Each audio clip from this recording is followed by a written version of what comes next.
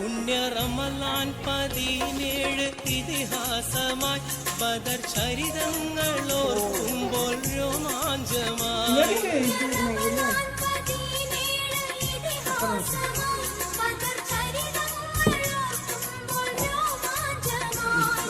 മുസൽമാന്റെ കൽബുള്ളിൽ മാണിക്യമായി പൊന്നും ശുഹദാക്കൾ ഫിർദൗസിൻ പുഷ്പങ്ങളായി